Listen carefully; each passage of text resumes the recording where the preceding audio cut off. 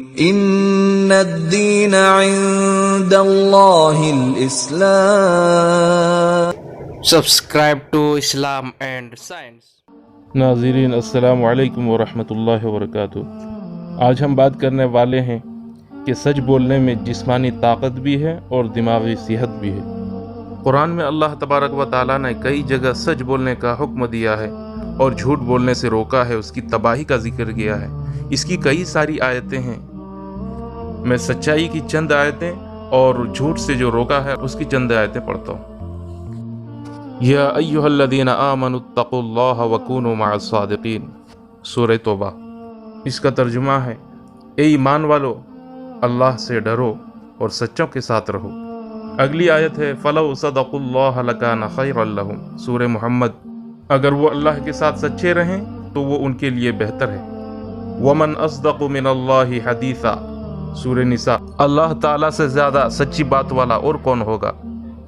ان کے علاوہ سچ کے بارے میں اور بھی بہت ساری آیتیں ہیں، لیکن میں اختصاراً اتنے ہی پڑھ رہا ہوں، اور جھوٹ سے جو اللہ تبارک و تعالیٰ نے روکا ہے اس کی بھی کچھ آیتیں پڑھ دیتا ہوں۔ فی قلوبہم مرض فزادہم اللہ مرضا ولہم عذاب علیم بما کانوا یکذبون، سورہ بقرہ۔ ان کے علاوہ اللہ تبارک و تعالیٰ نے جھوٹ سے روکنے کے لیے بہت ساری آیتیں قرآن مجید میں اتاری ہیں۔ تو سچ بولنے کے بارے میں آج کی سائنسی دنیا کیا کہتی ہے، اور جھوٹ بولنے سے جو ہلاکت ہے اس کے بارے میں آج کی سائنسی دنیا کیا کہتی ہے، آج ہم اس پر روشنی ڈالنے والے ہیں۔ سچ بولنے سے انسان کی جسمانی اور دماغی صحت بہتر ہوتی ہے۔ اس امر کا انکشاف برطانیہ میں ٹروتھ تھراپی کے عنوان سے شائع ہونے والی ایک خصوصی رپورٹ میں کیا گیا ہے۔ رپورٹ میں یہ بھی کہا گیا ہے کہ جھوٹ بولنا انسان کی صحت کو متاثر کرتا ہے۔ خاص طور پر جھوٹ بولنے والی خواتین بے خوابی کا شکار ہو جاتی ہیں، اور یہی کیفیت اگر بڑھ جائے تو السر کا باعث بھی بن جاتی ہے، یعنی معدے میں زخم بڑھنا شروع ہو جاتا ہے۔